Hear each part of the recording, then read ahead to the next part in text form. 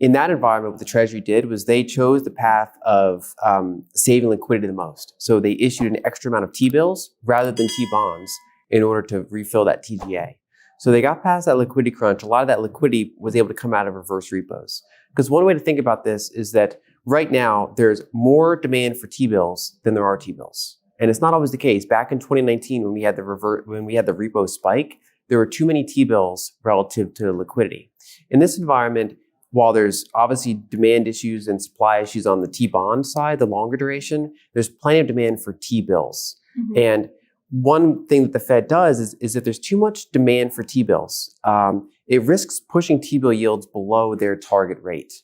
And so they have to have a release valve that money can go to that doesn't push those T-bills down. And so reverse repos are basically their facility to make it so that excess money can go into money market-like, T-bill-like access. Lyn Alden delves deep into the intricacies of the Treasury's financial strategies amidst market uncertainties. Explaining the Treasury's choice to issue extra T-bills for liquidity management, she outlines the delicate balance between reducing interest expenses and ensuring robust market conditions. Alden discusses the evolving dynamics of bond yields and market liquidity, emphasizing the crucial role of T-bills and the impact of government shutdowns on financial markets. As she explores the potential challenges ahead, she leaves us pondering the intricate web of financial decisions and their far-reaching consequences. And as that liquidity crunch approached, they refilled it by issuing extra T-bills, and that allowed money to come out of the reverse repo and back into the markets. Now, what we're seeing in recent months is that they've kind of gone back to their normal cadence of longer duration bond issuance in addition to their T-bill issuance. And these long duration bonds, the buying power for them cannot come out of reverse repos. We got past that initial summer liquidity concern. Basically, the Treasury, they actually issued, by issuing T-bills, they issued money on the most expensive part of the curve, right? So if you're the Treasury, you have to manage a couple things.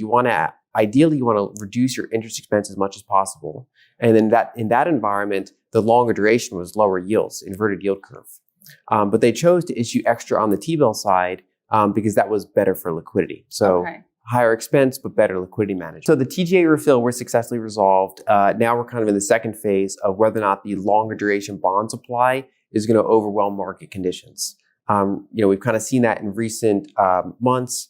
I wouldn't really describe it as disorderly yet, but it's certainly among the things in the market that you can keep your eye on. These bond yields, the MOVE index, so bond volatility, and overall just kind of bond liquidity conditions, I think are a key thing to watch going forward because this is one of the more troublesome spots in the market. So I'm not a political strategist, so I usually don't go into that many details. Generally, the government shutdowns are not as impactful for financial markets as things like debt ceiling issues because it's kind of a different type of environment.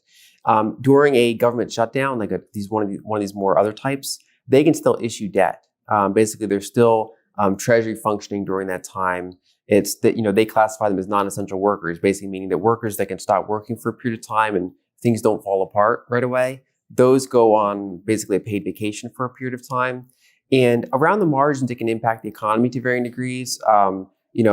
Those workers, for example, they might just be at home more. They might not be out and going to restaurants as often, like work lunches, things like that. People might not be traveling for national parks because they'll be shut down. So around the margins, it has some economic impacts. And the longer it goes, obviously, the more economic impacts it can have.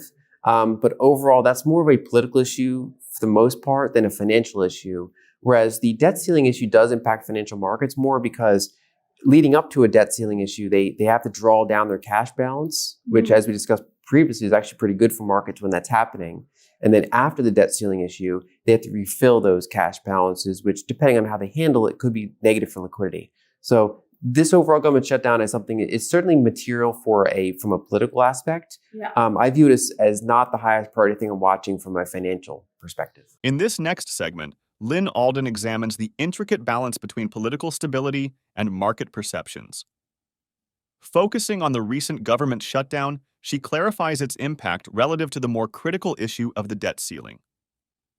Alden emphasizes that instability, even in developed markets like the US, raises concerns about extreme future scenarios.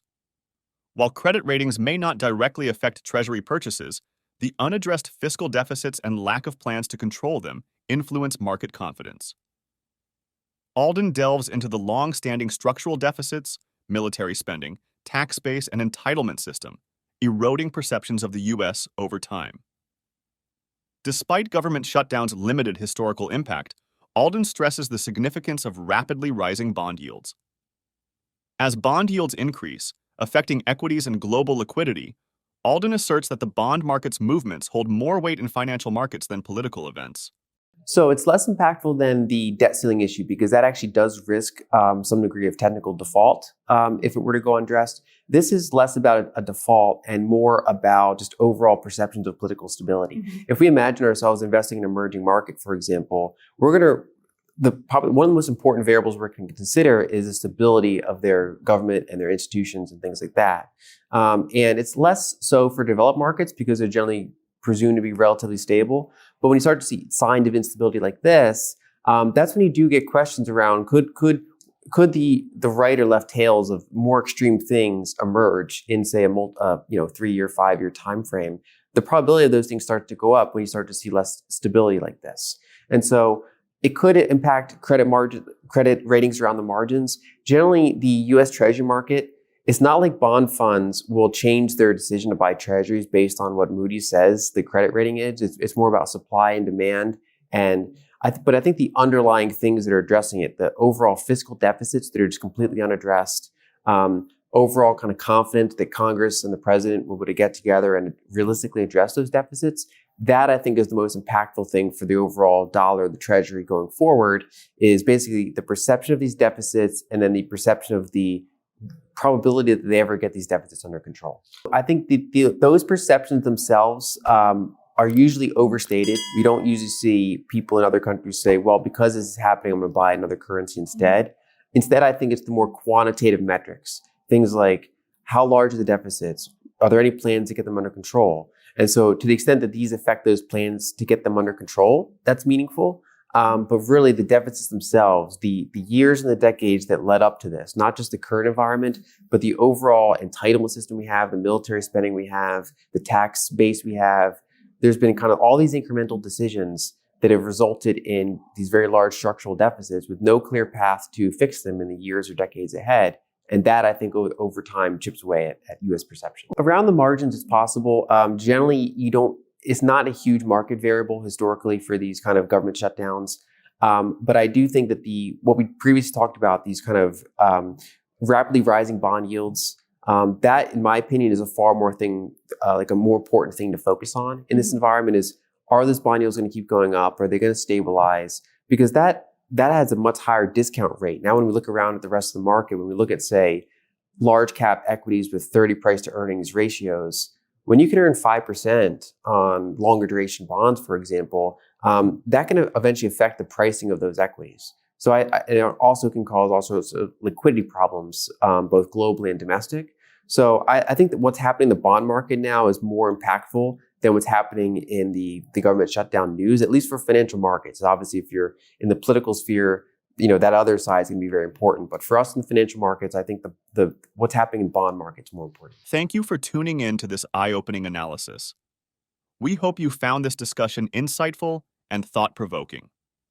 Remember, understanding the complexities of the financial landscape is crucial in making informed decisions about your investments. If you appreciated the insights shared in this video, don't forget to hit the like button, subscribe to our channel, and click on the notification bell so you never miss an update. Share your thoughts and questions in the comments below. We love hearing from our viewers. Stay informed, stay vigilant, and most importantly, stay ahead in your financial journey. Until next time, take care and invest wisely.